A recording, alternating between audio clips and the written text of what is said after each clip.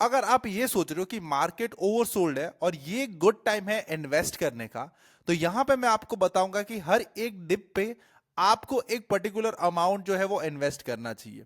But क्या हमें यहां से कोई रिवर्सल बाय ट्रेड लेना चाहिए कि नहीं लेना चाहिए? आज के इस मार्केट एनालिसिस वीडियो में हम ये सारी चीजों के बारे में डिटेल में बात करने वाले हैं कि प्रीवियस वीक में हमारा मार्केट जो वो कैसा रहा, एफआईज ने कितनी बाइंग करी, कितनी सेलिंग करी, मार्केट का मूड कैसा है, ओवरऑल सेक्टर एनालिसिस करेंगे एंड समझेंगे कि अभी गुड टाइम है रिवर्सल ट्रेड करने का या नहीं करने का। So let's start a market outlook video for the next week. यहाँ पे हमारे सामने Nifty, Nifty bank, Nifty small cap and Nifty mid cap के डेली टाइम फ्रेम के चार्ट जो है वो ओपन है और हमने सुपर ट्रेंड का यूज किया है ट्रेंड को एनालाइज करने के लिए। अब यहाँ पे आप देखो तो सबसे ज्यादा जो गिरावट हमें देखने मिली है प्रीवियस वीक में, या सबसे ज्यादा जो सेक्टर गिरा है या इंडेक्स गिरा है, दैट इज बैंकिंग इंडेक्स। उसके बाद आता है mid cap and small cap and last है Nifty. The reason is that Nifty इतना ज्यादा नहीं गिरा बिकॉज आईटी सेक्टर की तरफ से जो सपोर्ट मिला है, मीडिया सेक्टर की तरफ से जो सपोर्ट मिला है, ऑटो सेक्टर की तरफ से जो सपोर्ट मिला है, इट मींस ये सारे सेक्टर में बाइंग हो रही है, तो कहीं ना कहीं निफ्टी होल्ड में है। अगर ये सारे सेक्टर भी वीक हो गए तो मार्केट जो और ज्यादा गिर सकते हैं। उसके सामने अगर आप यूएस के इंडेक्स देखो और गोल्ड देखो, तो गोल्ड जो है वो न्यू ऑल टाइम हाई के पास ट्रेड कर रहा है। इट मींस थोड़े टाइम के बाद गोल्ड जो है वो न्यू ऑल टाइम हाई लगाएगा। उसके सामने आप यहां पे यूएस डॉलर इंडेक्स देखो, यूएस डॉलर इंडेक्स अप है, 109 के ऊपर ट्रेड कर रहा है। इट मीन सारे इमर्जिंग मार्केट जो है वो डाउन जाएंगे, दैट्स फॉर श्योर। ये होने है वो पॉसिबल है, इसीलिए हमारे मार्केट जो है वो ज्यादातर डाउन में है। उसके सामने अगर आप डाउ देखो और नैस्डैक भी देखो, तो नैस्डैक तो अभी ऑल टाइम हाई के पास ही ट्रेड कर रहा है, थोड़ा बहुत सेलिंग आया हुआ है, बट इसको आप ये नहीं बोल सकते कि ट्रेंड चेंज हुआ है। हमारे मार्केट्स में तो बिल्कुल ट्रेंड चेंज हो गया है। निफ्टी की बात करो, बैंक निफ्टी की बात करो, स्मॉल कैप मिड कैप कोई भी ले लो, बट अगर डाउ एंड नैस्डैक देखो तो ऊपर के लेवल से थोड़ी बहुत प्रॉफिट बुकिंग आई है, ट्रेंड नहीं चेंज हुआ है। तो क्या अब यहां से हमें एक रिवर्सल ट्रेड लेना चाहिए निफ्टी, निफ्टी बैंक में? तो मैं यहां पे आपको सलाह दूंगा कि बिल्कुल नहीं लेना चाहिए, बिकॉज हमारे मार्केट्स के जो ट्रेंड्स हैं वो नेगेटिव हो चुके हैं। शायद मार्केट थोड़े दिनों के लिए ऊपर जाए, बट ओवरऑल ट्रेंड अगर आप देखोगे तो वो नेगेटिव है। अब हम सेक्टर एनालिसिस करेंगे एंड मार्केट ब्रेथ को डिटेल में स्टडी करेंगे। यहां पे हम सेक्टर एनालिसिस करने के लिए investing.com के ऊपर आ गए। तो यहां पे आप देख सकते हो निफ्टी मीडिया में सबसे ज्यादा बाइंग हुई है प्रीवियस वीक में, 14% निफ्टी मीडिया जो वो चला है। उसके बाद आता है Nifty auto, Nifty pharma, Nifty FMCG and Nifty IT. ये 3-4 सेक्टर ऐसे हैं जिसमें ऐसे मार्केट्स में भी बाइंग हो रही है, तो कहीं ना कहीं इसके जो शेयर्स हैं वो आउट परफॉर्म कर रहे हैं। तो आपको अगर इन्वेस्टमेंट्स भी करनी है तो आपको ये सारे सेक्टर के जो अच्छे अच्छे क्वालिटी स्टॉक्स है उस पे आपको अपॉर्चुनिटी देख के इन्वेस्ट करना चाहिए। सबसे ज्यादा खराब जो परफॉर्मेंस कर रहा है that is Nifty bank, Nifty reality, Nifty energy, Nifty metal, Nifty financial services. तो ये जो सारे सेक्टर्स हैं उसने अच्छा परफॉर्मेंस नहीं करा, ये बहुत गिरे हुए हैं।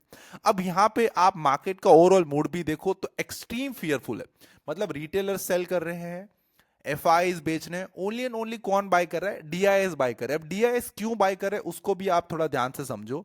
डीआईएस के पास इतना बड़ा म्यूचुअल फंड्स का पोर्टफोलियो है, अगर मार्केट्स लेट्स से 5% पे गिर जाता है तो उसके उसके पोर्टफोलियो के ऊपर 5% से ज्यादा डेंट पड़ जाता है। तो आप समझ लो कि उस सिचुएशन में मार्केट एक फियरफुल सिचुएशन में चला जाता है और कोई भी म्यूचुअल फंड में इन्वेस्ट नहीं करेगा।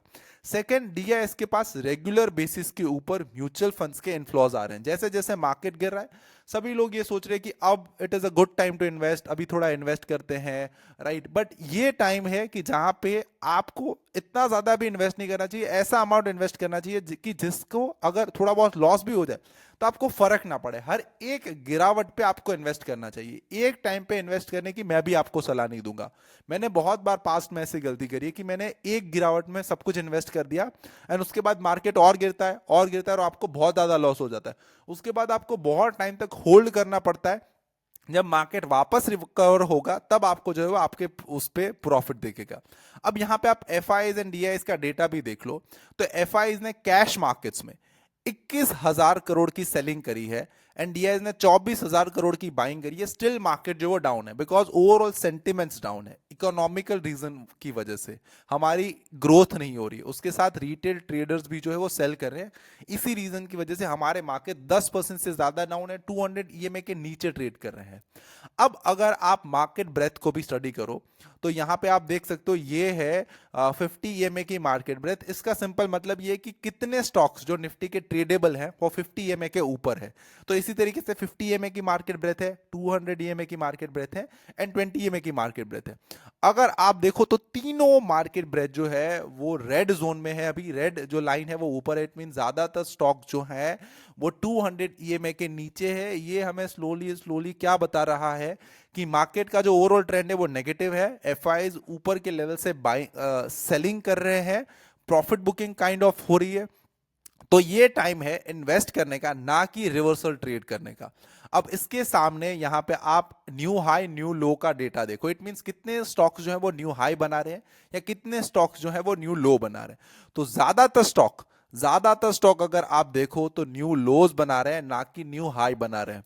तो ओवरऑल अगर आप सेंटिमेंट्स देखो तो ग्लोबल मार्केट्स एंड सारे मार्केट्स पॉजिटिव है, इंडियन मार्केट से पैसे जो वो शिफ्ट हो रहे हैं, इंडियन मार्केट का जो ओवरऑल ट्रेंड है वो नेगेटिव है। आप निफ्टी को देख लो, बैंक निफ्टी को देख लो, आइडियल कोई भी इंडेक्स को आप देख लो, तो ओवरऑल जो ट्रेंड है इंडियन मार्केट्स का वो नेगेटिव है। यहां पे कोई भी रिवर्सल ट्रेड कैप्चर करने की ट्राई नहीं करनी चाहिए जब तक कि मार्केट जो है वो 50 ईएमए या 77 ईएमए के ऊपर सस्टेन ना करे। तो ये आपको ध्यान रखना होगा। आई होप ये जो शॉर्ट वीडियो मैंने बनाया है क्रिस्प है, थोड़ा सा आपको पसंद आया होगा ना कुछ चीजें आपने सीखी होगी। मैंने एक सिस्टमैटिक ट्रेडिंग का कॉन्सेप्ट शेयर किया है मेरे प्रीवियस वीडियो में, जहां पे मैंने एक स्ट्रैटेजी भी शेयर करी है कि जहां पे सिर्फ दिन के 2 मिनट स्पेंड करके आप अपने ट्रेडिंग को कैसे कंप्लीट कर सकते हो। वो मैंने एक बहुत प्यारी सी स्ट्रैटेजी शेयर करी है, विथ बैक टेस्ट शेयर करी है, विथ डेटा शेयर करी है, रिस्क मैनेजमेंट एंड एवरीथिंग मैंने वहां पे डिटेल में आपको बताया है। तो आई होप वो 1.5 घंटे का वीडियो आप देखोगे, वो वीडियो देख के आपको पता चल जाएगा कि मैं किस तरीके से ट्रेड करता हूं या किस तरीके से अपनी ट्रेडिंग स्टाइल, जो मेरी पर्सनल ट्रेडिंग स्टाइल है वो क्या है। तो till then keep learning, keep earning and keep making money from the stock market. और अगर वीडियो से कुछ भी चीजें पसंद आई है तो प्लीज कमेंट सेक्शन में कमेंट डाउन करके जरूर बताना, और अगर कोई न्यू टॉपिक के ऊपर वीडियो भी चाहिए तो वो भी मुझे कमेंट्स करके जरूर बताना। Thank you so much.